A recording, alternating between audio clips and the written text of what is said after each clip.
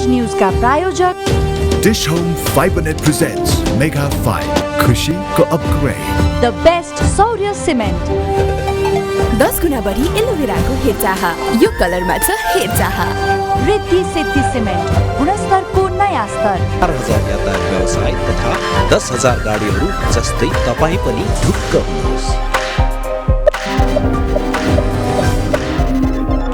Godrej air power pocket यसको power jail टेक्नोलोजीले राख्छ बाथरुम बास्नदार पुरै 30 दिनसम्म रुमले बोल्न सक्ने भए गोदरेज एयर नै माग्थे।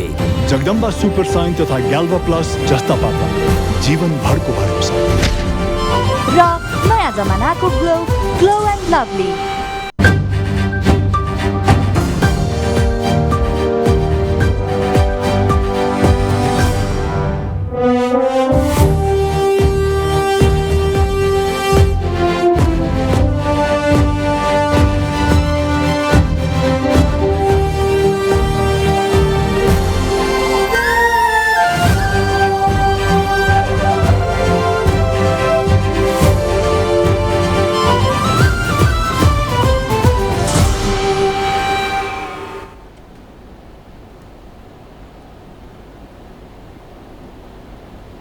नमस्कार इमेज न्यूजमा स्वागत छ। सुरुमा अहिलेसम्मका हेडलाइन्स। मूलधारका राजनैतिक दलका 31वटा पार्टी कार्यालय बनाउन सुदूरपश्चिममा 10 करोड विनियोजन, मन्दिर निर्माणमा 22 करोड।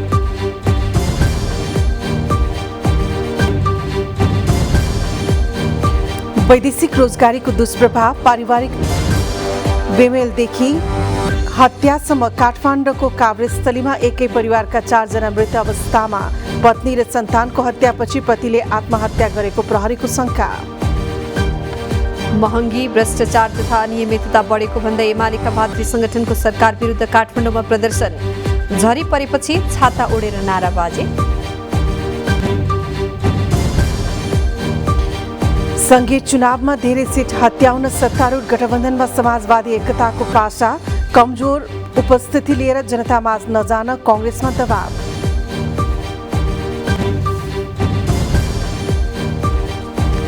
भारतको केरलामा मंकीपक्सबाट एकजनाको मृत्यु, मृतकका स्वास्थ्य परीक्षणको नमुना अध्ययन गर्न उच्चस्तरीय समिति बनाइयो।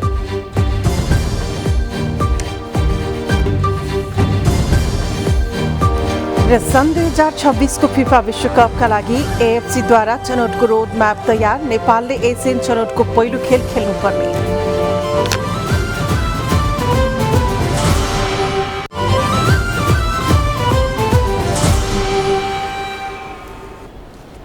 अब न्यूज विस्तारमा। सुदूरपश्चिम प्रदेश सरकारले 31वटा पार्टी कार्यालय भवन निर्माणमा 5 करोड 92 लाख रुपैयाँ खर्च गरेको छ। आगामी वर्ष विनियोजित बजेट समेत जोड्दा 10 करोड 82 लाख रुपैयाँ पुग्छ। एमालेलाई मदन आश्रित र मनमोहन भवन तथा प्रतिष्ठान, माओवादी केन्द्रलाई शहीद स्मृति भवन तथा प्रतिष्ठान, एकीकृत समाजवादीलाई पुष्पलाल स्मृति भवन तथा प्रतिष्ठान र नेपाली कांग्रेसलाई बीपी र गणेशमान स्मृति भवन तथा केन्द्रका नामबाट बजेट दिएको हो। यो रिपोर्ट।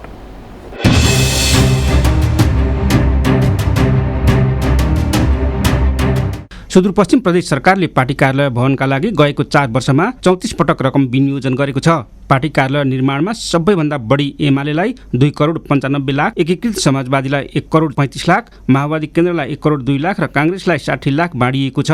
आगामी वर्षको बजेटमा भने एकीकृत समाजवादीको कार्यालय निर्माणमा 2 करोड 70 लाख, माओवादी केन्द्रलाई 1 करोड 15 लाख, एमालेलाई 70 लाख र कांग्रेसका कार्यालय भवनको लागि 35 लाख विनियोजन गरिएको छ। तर प्रदेश सरकार भने पार्टी कार्यालय नभई प्रतिष्ठानमा बजेट विनियोजन भएको भन्दै यो स्वाभाविक रहेको दावी गरेको छ। पार्टी कार्यालय खोल्ने भनेर हो त्यस्तो केही पनि छैन। ती विभिन्न प्रतिष्ठानहरूका नाममा विभिन्न ठाउँमा गएका हुन्छन्। त्यो चाहिँ पार्टी अन्य सामाजिक सञ्जाल सङ्घ संस्थाहरूलाई प्रतिष्ठानहरूलाई गएको हुन्छ। त्यसमा चाहिँ पार्टीको नाममा कुनै ठाउँमा पनि गएको छैन। सुदूरपश्चिम प्रदेश सरकारले यस वर्ष पनि मन्दिरमा मात्रै 22 करोड बढी बजेट विनियोजन गरेको छ। आर्थिक वर्ष 2077-78 मा 15 करोड र 2078-79 मा करिब 17 करोड रुपैयाँ समुदाय विशेषका मन्दिर निर्माण गर्न खर्च गरेको प्रदेश सरकारले आगामी आर्थिक वर्षका लागि मन्दिर निर्माण गर्न 22 करोड भन्दा बढी बजेट छुट्याएको छ। सरकारले प्रदेश पर्यटन विकास कार्यक्रमको बजेटबाट 9 जिल्लाका विभिन्न स्थानमा 283 वटा मन्दिर निर्माण गरिने वार्षिक विकास कार्यक्रममा समेटेको गरिएको छ। प्रदेश सरकारले मन्दिरका लागि सबैभन्दा बढी बजेट 3 करोड 94 लाख रुपियाँ बैतडीका लागि छ भने सबैभन्दा कम 90 लाख रुपियाँ बाजुराका लागि विनियोजन गरेको छ। भन्दाखेरि चाहिँ भन्न चाहिँ त सबै मन्दिरमा चाहिँ जहिले पनि मन्दिरमा योजना परे भन्ने कुरा आउँछ, तर माग सबैभन्दा बढी फेरि यसैको हुन्छ। कैलाली कञ्चनपुरमा त झन् धेरै माग बढी हुने, बढी आउने, त्यो प्रेसरलाई थेक्नै नसकिने टाइपको भएको कारणले पनि 40-45 वटा मन्दिरहरूमा परेका हुन्। गत वर्ष अघिल्लो वर्ष पनि पर्यटन मन्त्रालयबाट पनि पर्ने गर्थे। मन्दिरमा लगानी बढाएको भन्दै वर्षेनी विरोध र आलोचना भए पनि प्रदेश सरकारले भने जनताका माग अनुसार नै मन्दिरमा बजेट विनियोजन गरेको दाबी गरेको छ। सुदूरपश्चिम प्रदेश सरकारले जनताको माग अनुसार नै मन्दिरमा बजेट विनियोजन गरेको दाबी गरे पनि नागरिकका आधारभूत आवश्यकताका विषय भने उपेक्षामा परेको कुरालाई नकार्न सकिँदैन। इमेज न्युजका लागि कैलालीबाट विराज रोसियाराको रिपोर्ट। वैदेशिक रोजगारीको असरले पारिवारिक अशान्ति र कालान्तरमा परिवारकै सदस्यको ज्यान लिने श्रृङ्खला बढ्दै गएको छ। अघिल्लो साता चितवनमा वैदेशिक रोजगारी पछि फर्किएका पतिले पत्नी मारेर आफूले आत्महत्या गरेको खबर नसेलाउँदै काठमाडौँको काभ्रेस्थलीमा त्यही प्रकृतिको घटना भएको छ। 10 वर्ष वैदेशिक रोजगारीमा कुवेतमा बसेर फर्किएका 41 वर्षीय दिनेश पाण्डेले 39 वर्षीय पत्नी सुनिता, 13 वर्षीय छोरी आशिका र 8 वर्षीय छोरा आशिक पाण्डेको हत्यापछि आत्महत्या गरेको प्रारम्भिक अनुसन्धानले देखाएको छ। पटक पटक घर झगडा भएपछि बालाजु प्रहरीको रोहबरमा मिलापत्र गरेर छोडिएकोमा पछिल्लो पटक प्रहरीले परिवारका सबै सदस्य मृत अवस्थामा भेटेको थियो। सुनिताका दाजु नेत्र काफले बहिनी ज्वाइबीज बेमेलको अवस्थाबारे जानकारी भए पनि यस्तो स्थिति आउला भन्ने कल्पना समेत नगरेको बताउनुहुन्छ।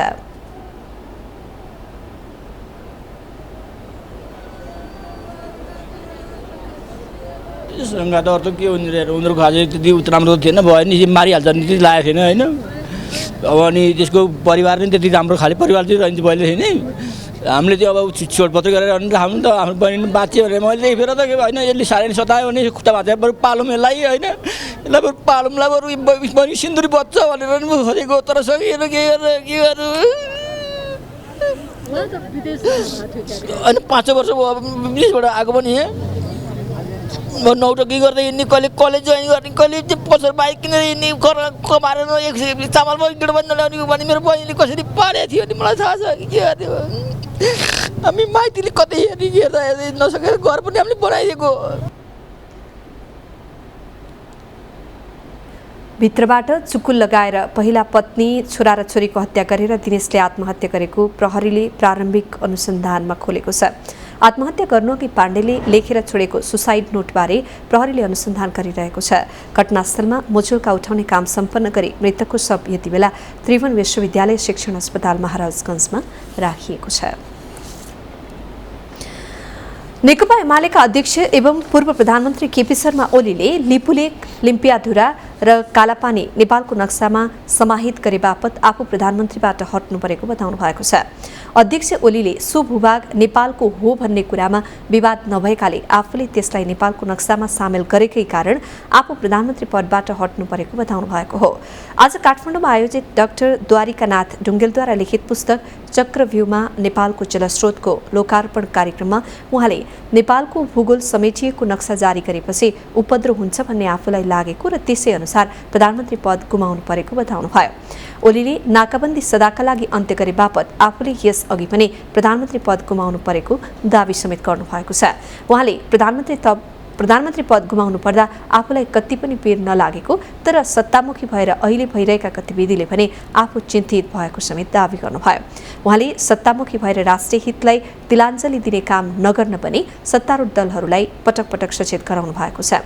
त्यस अवसरमा उहाँले 2026 सालमा दक्षिण छिमेकीको 17वटा सैन्य पोस्टहरू उत्तरी सिमानामा राख्ने मातृका प्रसाद कोइरालाको प्रधानमन्त्रीत्व कालमा भएको सम्झौता हटाउने काम गरे बापत तत्कालीन प्रधानमन्त्री कीर्तिनिधि विष्टले पनि आफूले जस्तै प्रधानमन्त्री पद गुमाउनु परेको स्मरण गराउनुभयो।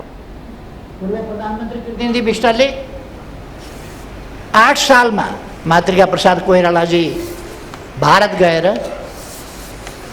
8 साल माघ उत्तरी सिमानामा दक्षिणी छिमेकीका 17वटा सैन्य पोस्टहरू राख्ने सहमति गरेर आउनुभयो। त्यो कुरालाई कीर्तिनिधि विष्टले 26 सालमा हटाउनु भयो। हटाए बापत उहाँको प्रधानमन्त्रीत्व गयो। थाहा थियो उहाँलाई प्रधानमन्त्रीत्व जान्छ भन्ने कुरा, तर उहाँले प्रधानमन्त्रीत्व जाओस् तर यो ठिक भएन भनेर उत्तरका चेकपोस्टहरू हटाऊ। अध्यक्ष ओलीले पूर्वजहरूले ज्यान दिएर जोगाएको देशलाई हामीले रक्षा गर्न आँट मात्र गरे पुग्ने टिप्पणी समेत गर्नुभएको छ।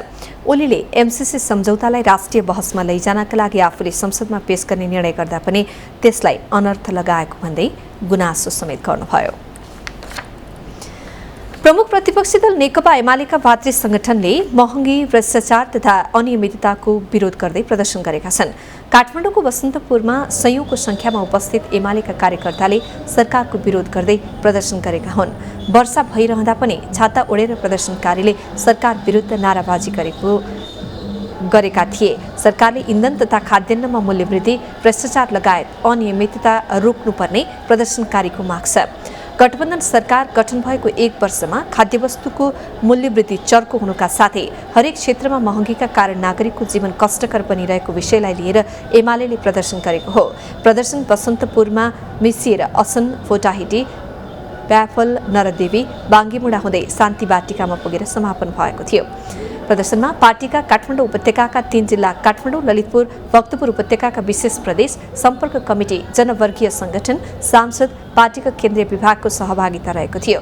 प्रदर्शनमा उत्रिएकाहरूले विभिन्न ब्यानर, ग्यास सिलिन्डर बोकेर विरोध जनाएका थिए। प्रदर्शनकारीले परमादेशी सरकार मुर्दाबाद, परमादेशी सरकार चाहिँदैन, भ्रष्टाचार गर्न पाइँदैन, भ्रष्टाचार नियन्त्रण गर, भ्रष्टाचारीलाई कारबाही गर लगायतका नारा लगाएका थिए।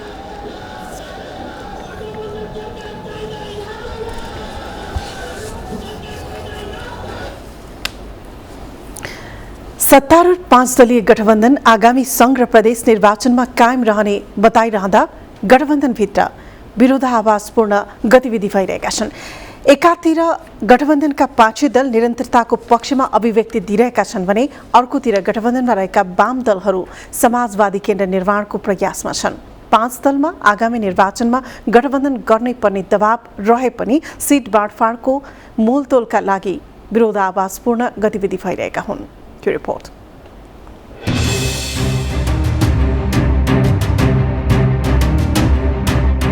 आगामी प्रतिनिधि सभा र प्रदेश सभाको निर्वाचनमा तालमेल गरेर जान सत्तारूढ 5 दलीय गठबन्धन एकमत रहे पनि सिट बाँडफाँडको विषय पेचिलो बन्दै गएको छ। सिट बाँडफाँडकै किचलोका कारण गठबन्धनभित्र समाजवादी केन्द्रको विशेषण दिएर उपगठबन्धन बनाउने प्रयास भइरहेको छ। गठबन्धनको प्रमुख घटक नेपाली काङ्ग्रेसले 165 सिट मध्ये झण्डै 100 सिट दाबीसहित 5 वर्ष आफ्नै नेतृत्वमा सरकार बनाउने संस्थागत निर्णय गरेसँगै गठबन्धनका वाम दलहरू समाजवादी केन्द्र नाम दिएर उपगठबन्धनको प्रयासमा लागेका हुन्। गठबन्धनमा रहेका नेकपा माओवादी केन्द्र, नेकपा एकीकृत समाजवादी र जनता समाजवादीबाट बाहिरिनु भएका पूर्व प्रधानमन्त्री डाक्टर बाबुराम भट्टराई बीच निरन्तर छलफल भइरहेको छ। अर्कोतिर तत्कालीन नेकपाका बहुमत सचिवालय सदस्य बीच समाजवादी केन्द्र निर्माण गर्ने भन्दै 2 पटक औपचारिक छलफल भइसकेको छ। गठबन्धनमा सम्मिलित वाम नेताहरूले वर्तमान गठबन्धनलाई निरन्तरता दिने र विचार मिल्ने बीच एकताको प्रयास भइरहेको दाबी गरे पनि मुख्य विषय भने आगामी चुनावमा सिट बाँडफाँडको लागि अपनाइएको एक अस्त्र हो। गठबन्धनमा रहेका वाम नेताहरूले बेलाबखत दिने गरेको अभिव्यक्तिले यही तथ्यलाई पुष्टि गर्छ। आउने चुनावमा बिल्कुलै सम्मानजनक ढङ्गले सबैको बिचमा सहमति हुनुपर्ने पनि आवश्यकता छ, तर त्यो लेभलबाट अहिलेसम्म छलफल भएको छ। एमालेसँग तत्काल सहकार्यको सम्भावना नरहेको दाबी गरिरहेका गठबन्धनका वाम नेताहरू काङ्ग्रेससँग भागबण्डा नमिले काङ्ग्रेस बाहेकको गठबन्धन गरेर चुनावमा जाने रणनीतिमा छन्। वाम दलहरूको रणनीतिलाई नजिकबाट नियालिरहेका काङ्ग्रेसका नेताहरू भने कमजोर सिट लिएर निर्वाचनमा जाने पक्षमा छैनन्। जसरी तपाईको माओवादीले या एकीकृत समाजवादीले या तपाईको जनता समाजवादीले कुराहरू उठाइरहनु भएको छ, उहाँहरूलाई के लागिरहेको छ भने हामी नै सबै कुरा हो भन्ने पनि लागिरहेको छ। त्यस्तो होइन। नेपाली काङ्ग्रेस लार्जेस्ट पार्टी हो, पुरानो पार्टी हो र अहिले स्थानीय निर्वाचनमा पनि सबभन्दा धेरै सिट जितेको पार्टी। गठबन्धनको निरन्तरताका पक्षमा एकमत भए पनि नेपाली काङ्ग्रेसको निर्णय र गठबन्धनमा रहेका वाम दलहरूको रणनीति हेर्दा सत्तारूढ गठबन्धनको लागि सिट बाँडफाँडको विषय फलामको चिउरा चपाउनु सरह हुने निश्चित छ। इमेज न्युजका लागि अक्कल कुँवर, काठमाडौँ। गृहमन्त्री बालकृष्ण खाँडले कास्की, प्युठान र पाल्पामा निरन्तरको वर्षापछि गएको पहिरोले पुर्याएको क्षति र तत्काल आवश्यक पर्ने राहत तथा जोखिममा रहेका नागरिकलाई सुरक्षित स्थानमा स्थानान्तरण गर्न निर्देशन दिनुभएको छ। गै रातिदेखि नै लगातार वर्षा भइरहेकाले ती स्थानमा आएको बाढी पहिरोको क्षति र जोखिममा रहेका नागरिकलाई सुरक्षित स्थानमा सार्न निर्देशन दिनुभएको हो। उहाँले बाढी पहिरोको क्षतिका बारेमा सत्य तथ्य पत्ता लगाउन पनि आग्रह गर्नुभयो। काठमाडौँको काभ्रेस्थलीमा एकै परिवारका 4 जनाको मृत्यु भएको घटनाको अनुसन्धान गरेर सत्य तथ्य पत्ता लगाउन पनि उहाँले निर्देशन दिनुभएको गृह मन्त्रालयले जनाएको छ। उहाँले लुम्बिनी प्रदेश प्रहरी प्रमुख नायब महानिरीक्षक नलप्रसाद उपाध्याय, सशस्त्र प्रहरीका लुम्बिनी प्रदेश प्रमुख सशस्त्र प्रहरी नायब महानिरीक्षक कुलबहादुर नेमुवाङ, कास्कीका प्रमुख जिल्लाधिकारी जयनारायण आचार्यसँग पहिरोबाट भएको क्षति र तत्कालका लागि राहत तथा नागरिकलाई सुरक्षित स्थानमा पुर्याउन गरिएको पहलबारे जानकारी लिनुभएको हो। महिला बालबालिका तथा ज्येष्ठ नागरिक मन्त्री उमा रेग्मीले महिला तथा बालबालिकाको बेचबिखन र ओसार पोसारको रोकथाम, नियन्त्रण तथा सजाय दिने काममा आफ्नो प्रतिबद्धता रहेको बताउनु भएको छ। मन्त्री रेग्मीले पीडित महिला तथा बालबालिकाको हेरचाहका लागि बनेको पुनर्स्थापना केन्द्रका लागि कमै भए पनि बजेट विनियोजन गरिएको बताउनुभयो। प्रतिनिधि सभा अन्तर्गतको कानुन, न्याय तथा मानवाधिकार समितिको बैठकमा उहाँले आफ्नो मन्त्रालयले स्रोत र साधनले भ्याएसम्म त्यस्ता अपराधको रोकथाम तथा नियन्त्रण र पीडितलाई राहत दिने गरी पुनर्स्थापना केन्द्रको व्यवस्था गरेको बताउनुभयो। कुनै पनि गर्न सक्ने मन्त्रालयको दायराभित्र रहेको गर्न सक्ने स्रोत साधनले भ्याएसम्म गर्न सक्ने पुनर्स्थापना केन्द्रहरू पनि लाई सपोर्ट गरिरहेको छ। मन्त्रालयले आफैले पनि के अरे चाहिँ निर्माण कार्यको लागि भएको थोरै बजेटबाट पनि विनियोजन गरिरहेको छ। त्यस कारणले मन्त्रालयले कुनै पनि हालतमा यस्तो संवेदनशील विषयमा कसर बाँकी राख्ने छैन।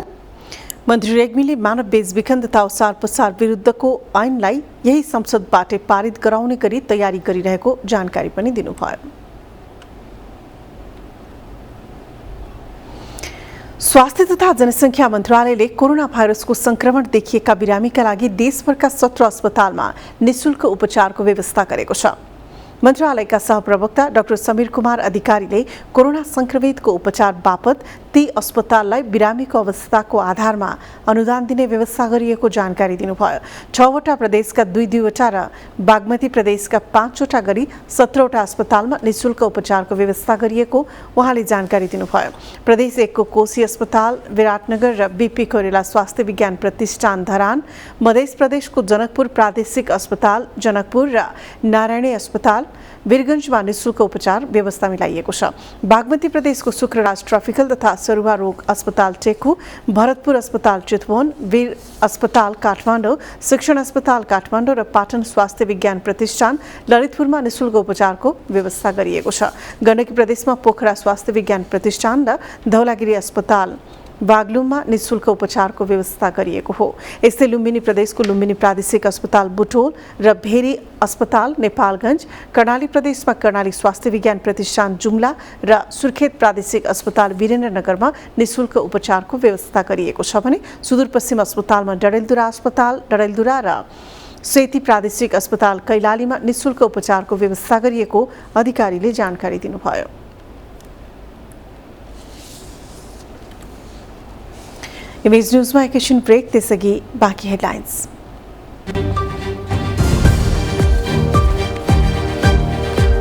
पैंतालीस वर्ष अघि जनताको घर दैलोमा पैसा पुर्याउने हुलाक सेवा कचुवा गतिमा, न समयको पदचापमा हिँड्ने दबाव, न साख जोगाउने चिन्ता। विरोध हडताल, निषेधित सिंहदरबारभित्र सुब्बाहरूको प्रदर्शन, संघीय निजामती ऐनमा 1 दशक सेवा गरेकालाई स्वत बढुवा व्यवस्थाको माग।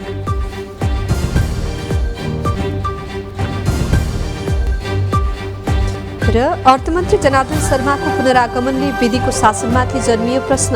कानुनले छुट दिए पनि जनता खबरदारी कायमै रहेको विज्ञको विश्लेषण।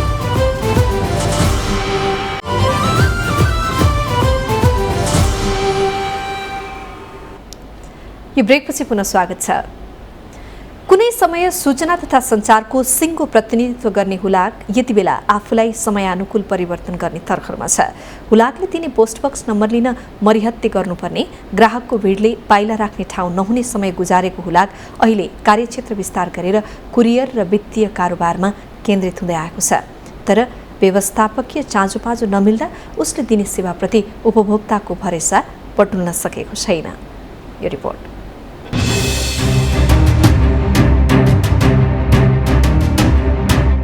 उपभोक्ताहरूको सामाजिक सञ्जालमा बढ्दो रुचि, चिठीपत्रमा निजी क्षेत्रको उपस्थिति बाक्लिएपछि हुलाकको कार्यक्षेत्र खुम्चिँदै गयो। निजी क्षेत्रको तुलनामा न्यून शुल्कमा हुलाकले सामान लाने ल्याउने गरे पनि प्रचारको अभावमा धेरै उपभोक्ता हुलाकबारे बेखबर छन्। त्यसैले निजी कम्पनीको तुलनामा हुलाकको कम प्रयोग भएको पाइन्छ। हुलाक पोस्ट अफिस अथवा पोस्ट भनेपछि कुनै पनि देशमा एउटा सम्मानित खालको काम भएको छ, त्यसरी चिन्छन् पनि।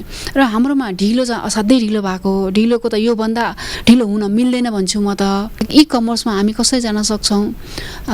विद्यमान अवस्थामा त सकिँदैन त थाहा छ। तर पनि कहाँ के परिवर्तन गर्दा र यसको स्कोप के हुनसक्छ भनेर एउटा स्टडी गराइयो, अध्ययन प्रतिवेदन प्राप्त भएको छ। समय सापेक्ष हुलाकको कार्यशैलीमा सुधार ल्याउन सरकारले पटक कार्यदल नबनाएको होइन। तर राजनीतिक इच्छाशक्ति कमजोर हुँदा हुलाकको गति कछुवा गतिमै सीमित छ। विश्व हुलाक संघको सदस्यता लिएको मुलुकमध्ये नेपाली हुलाकको अवस्था निकै कमजोर देखिन्छ। समय अनुसार प्रतिस्पर्धा गर्न नसक्दा हुलाक सेवाप्रति आम मानिसको चासो घट्दै गएको हो। लकडाउन पछि उडान नियमित भएसँगै निजी कुरियर कम्पनीले सामान पठाउन सुरु गरे पनि हुलाकले निरन्तरता दिन सकेको छैन। अब हामी जुनसुकै एयरलाइन्सबाट पनि, जस्तै अब कुनै एयरलाइन्सले 10वटा देशमा सेवा दिएछ होला, त्योसँग गर्न पाउनु पर्यो। अनि अर्को एयरलाइन्सले 20वटा देशसँग उडान गर्छ होला, सक्छ होला, उसँग गर्न पाउनु पर्यो। र त्यो हिसाबले यो हुलाकको यो अन्तर्राष्ट्रिय हुलाक चलाउनु पर्दो रहेछ। र पछि गएर अहिले हामीले मन्त्रालयमा समेत त्यो फाइल गरेर म त क्याबिनेट गरेर निर्णय भएर अहिले के भएको छ भन्दा युनाइटेड के अरे यो उसको हाम्रो युपीको दर रेट छ नि, त्यो दर रेटमा नबढ्ने गरी एयरलाइन्ससँग सम्झौता गरेर अन्तर्राष्ट्रिय हुलाक वस्तु सञ्चालन गर्ने गरी अधिकार चाहिँ मन्त्री परिषदबाट निर्णय भएको छ। हुलाक सेवा विभाग मातहत 4वटा महत्त्वपूर्ण कार्यालय छन्। यी मध्ये एउटा गोसवारा हुलाक कार्यालय हो, जसले राष्ट्रिय तथा अन्तर्राष्ट्रिय डाक सेवा सञ्चालन एवं हुलाक बचत बैंकको व्यवस्थापन गर्छ। केन्द्रीय धनादेश कार्यालय, जसलाई हुलाक विभागको सम्पूर्ण आर्थिक सेवासँग सम्बन्धित कार्य र धनादेश सेवाको केन्द्रीय हिसाब राख्ने जिम्मेवारी दिएको छ। त्यस्तै हुलाक टिकट डिजाइन, छपाई, वितरण लगायतका जिम्मेवारी पाएको फिलाटेलिक तथा हुलाक टिकट व्यवस्थापन कार्यालय छ। काठमाडौँको हुलाक गोसवारा कार्यालय अन्तर्गत देशका 77वटै जिल्लामा हुलाकको पहुँच छ। हुलाक गोसवारा कार्यालयमा रहेका 19,725वटा पोस्ट बक्स मध्ये 6,009वटा पोस्ट बक्स अझै सञ्चालनमा रहेका छन्। प्रायजसो पोस्ट बक्स नवीकरण हुने गरेको छ। हुलाक वस्तु भनेको चिठी पत्र मात्र होइन, यहाँ पार्सल सामानहरू हाम्रो 20 केजी भन्दा बढीको प्याकेट, घटीका धेरै प्याकेटहरू पार्सलको रूपमा एक्सप्रेस मेल सर्भिस भन्छ, धेरै हुलाक वस्तुहरू आउँछन्। त्यसैले अब गुमनाम होइन, यो त अझ धेरै सम्भावना बोकेको क्षेत्र हो। 12,000को हाराहारीमा अहिले पनि हामीसँग एक्टिभ पोस्ट बक्स युजरहरू हुनुहुन्छ। अब धेरै विदेशीहरू पनि नेपालमा विभिन्न सिलसिलामा आउने पर्यटकहरूदेखि लिएर होइन बस्ने विदेशीहरूदेखिको प्लस हाम्रो नेपालीहरूको पनि धेरै पोस्ट बक्स युजरहरू सञ्चालनमा छ। समय अनुसार प्रचार प्रसार र प्रतिस्पर्धामा लैजान सके निजी क्षेत्रभन्दा धेरै सस्तोमा नै उपभोक्ताले सुविधा पाउँथे नै। हुलाकको पनि साख जोगिन्थ्यो कि? इमेज न्यूजका लागि दिलीप पोखरेलका साथ सुमित्रा केसी, काठमाडौँ। हडताल र विरोध कार्यक्रम गर्न निषेध गरिएको सिंहदरबारभित्रै सरकारी कर्मचारीले प्रदर्शन गरेका छन्। संघीय निजामती ऐनमा आफ्ना माग सम्बोधन नभएको भन्दै नायब सुब्बाहरू आन्दोलनमा उत्रिएका हुन्। नायब सुब्बा बचाउ अभियान नाम दिएको प्रदर्शनमा सहभागीहरूले 1 दशक काम गरेका नायब सुब्बालाई 1 तह र 10 वर्षभन्दा माथिकालाई 2 तह बढुवा गर्ने व्यवस्था ऐनमा हुनुपर्ने माग गरेका छन्। आफ्ना माग सम्बोधन नभए देशभरका 20,000 नायब सुब्बाले देशभर सशक्त आन्दोलन गरी काम ठप्प पार्ने चेतावनी दिएका छन्। उनीहरूले माग समेटेर तत्काल संघीय निजामती ऐन जारी गर्न समेत माग गरेका छन्।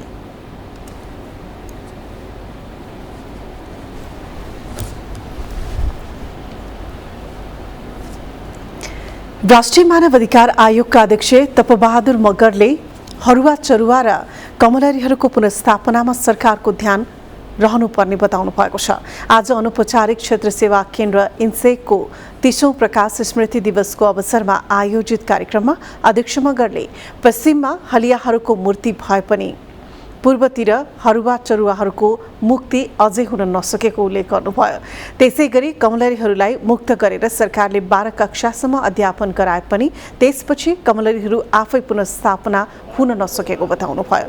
अध्यक्ष मगरले हरुवा चरुवा र कमलरीहरूको पुनर्स्थापनाका लागि सरकारले ध्यान दिनुपर्ने बताउनुभयो।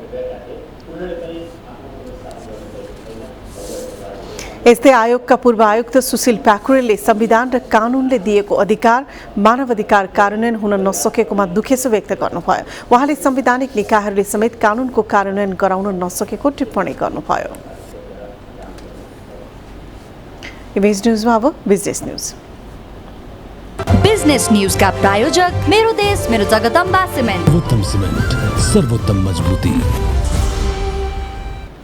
बजेट निर्माणका क्रममा करका दर हेरफेर गर्न बिचौलियालाई संलग्न गराएको पुष्टि हुने गरी प्रमाण नभेटिएको भन्दै संसदीय छानबिन समितिबाट सफाई पाएसँगै जनार्दन शर्मा अर्थ मन्त्रालय फर्कनु भएको छ।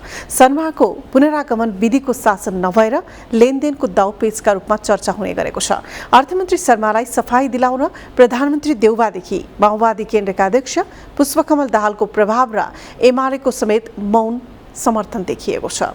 यो रिपोर्ट।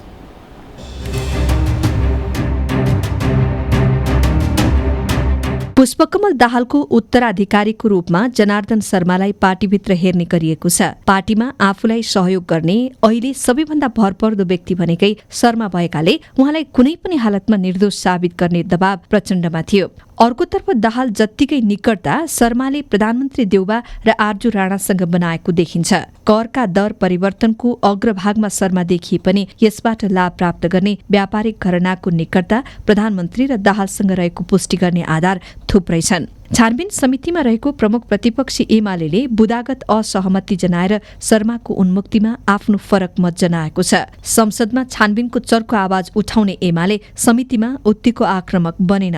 यद्यपि जनताको सार्वभौम निकाय संसदीय समितिले दिएको सफाईमा शंका गर्न नहुने विज्ञहरूको ठहर छ। सार्वभौम संसदले गरेको चाहिँ त्यो समितिलाई पनि हामीले विश्वास नगर्ने आधारहरू के हुन सक्छ भनेर सोध्नु पनि पर्ने हुन्छ। संसदीय छानबिन समितिले प्रहरीको फोरेन्सिक ल्याबबाट रिकभर भएको सीसीटीभी फुटेज, अर्थ मन्त्रालयका कर्मचारी, पूर्व अर्थ सचिव र शर्माको बयानका आधारमा मात्रै प्रतिवेदन तयार पारेको छ। समितिले फोन कल डिटेल तथा पूर्व सुब्बा रघुनाथ किमिरेसँग भने बयानलाई लिएन। फोन कल डिटेल र मोबाइल लोकेसनको उपयोग गरी समिति तथ्य नजिक पुग्न सक्ने भए पनि त्यसमा समिति प्रवेश गरेन।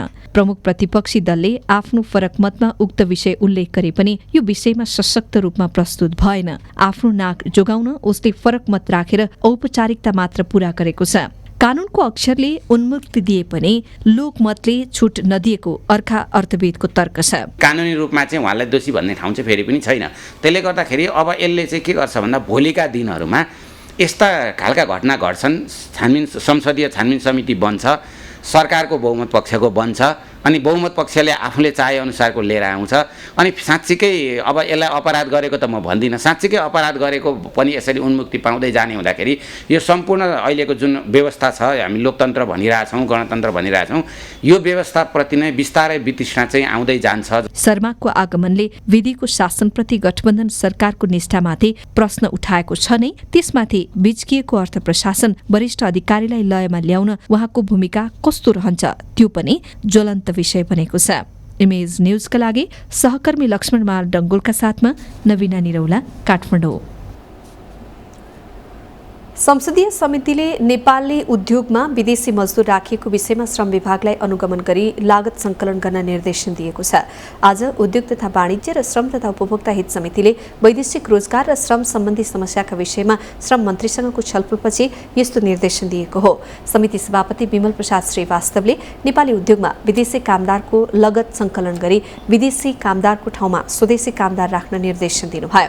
सभापति श्रीवास्तवले कतार, इजरायल तथा दक्षिण कोरियामा अहिलेसम्म श्रम मन्त्रालयबाट भए गरेका कार्य प्रगतिको विवरण समितिमा पठाउन मन्त्रालयलाई निर्देशन दिनुभयो।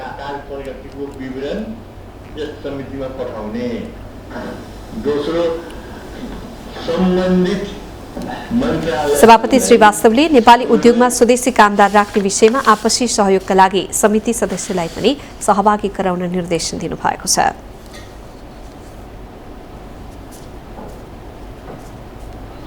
नेपाल लाइफ इन्सुरेन्सले चितवनको सौराहामा 3 दिवसीय बिजनेस एक्सिलेन्स कन्फरेन्स सम्पन्न गरेको छ। सम्मेलनमा देशभरबाट सेल्स तथा मार्केटिङमा कार्यरत 230 भन्दा बढी कर्मचारीको सहभागिता रहेको थियो। सञ्चालक विमल प्रसाद ढकालले सम्मेलनको उद्घाटन गर्दै कर्मचारीहरूलाई आम नागरिकको आशा र विश्वास जितेर काम गर्न निर्देशन दिनुभयो। कम्पनीका अध्यक्ष गोविन्दलाल सङ्घईले भर्चुअल माध्यमबाट सम्बोधन गर्नुभएको सम्मेलनमा उत्कृष्ट व्यवसाय गर्ने कर्मचारी र शाखाहरूलाई पुरस्कृत गरिएको थियो। बिजनेस न्यूज का प्रायोजक मेरो देश मेरो जगदम्बा सिमेन्ट। सर्वोत्तम सिमेन्ट, सर्वोत्तम मजबुती। इमेज न्यूजमा पुनः ब्रेक, त्यसअघि बाँकी हेडलाइन्स।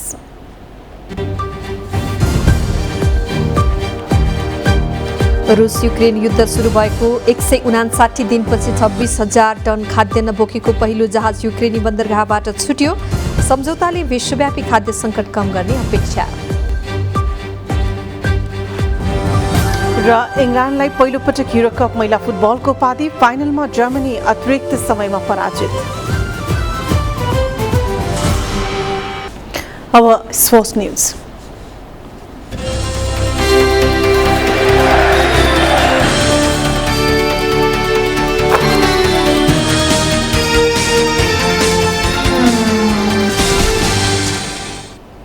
सन् 2026 को फिफा विश्वकपको लागि एसियन फुटबल महासंघ एएफसीले छनौटको रोडम्याप सार्वजनिक गरेको छ।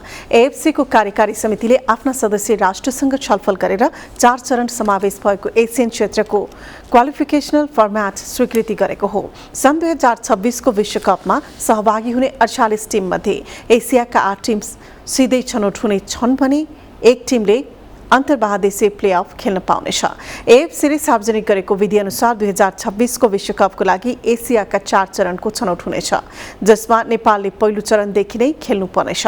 पहिलो चरणमा एसियाका 26 देखि 47औं वरियतासम्मका टिमले खेल्नेछन्। एसियामा नेपालको वरियता 30 भन्दा पछि छ, त्यसैले पनि नेपालले पहिलो चरण खेल्नुपर्ने हुन्छ। यसमा एक टिमले अर्को टिमसँग होम एन्ड अवेका आधारमा खेल्नेछन्। यस चरणमा 11 विजेता टिम दोस्रो चरणमा प्रवेश गर्नेछ, जहाँ 1 देखि 25 वरियतासम्म रहेको र पहिलो चरणको विजेता 11 गरी 36 टिमले प्रतिस्पर्धा गर्नेछ।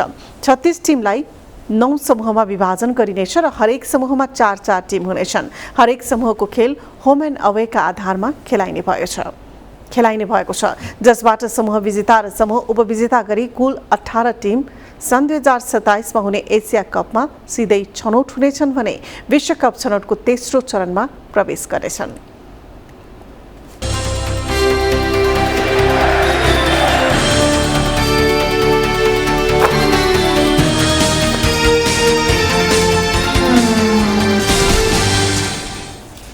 अब वेदर अपडेट।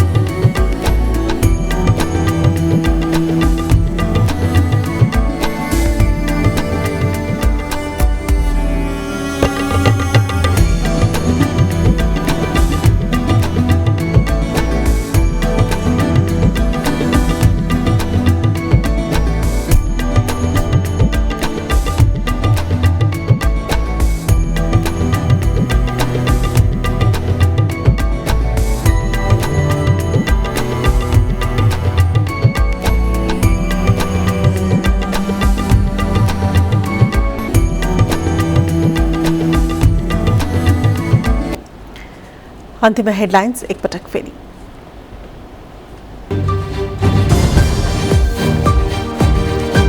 मूलधारका राजनीतिक दलका 31वटा पार्टी कार्यालय बनाउन सुदूरपश्चिममा 10 करोड विनियोजन, मन्दिर निर्माणमा 22 करोड।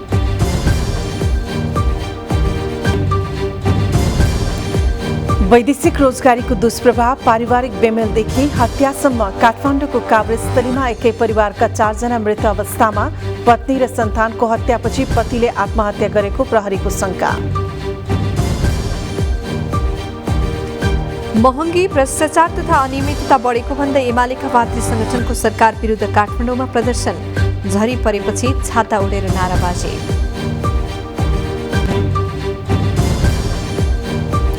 संघीय चुनावमा धेरै सिट हत्याउन सत्तारूढ गठबन्धनमा समाजवादी एकताको पासा, कमजोर उपस्थिति लिएर जनतामाझ नजान कांग्रेसमा दबाव।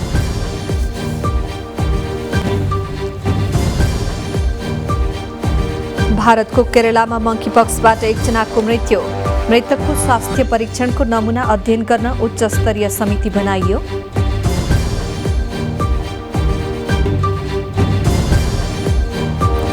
र सन् 2026 को फिफा विश्वकपका लागि एएफसीद्वारा छनौटको रोडम्याप तयार, नेपालले एसियन छनौटको पहिलो खेल खेल्नुपर्ने।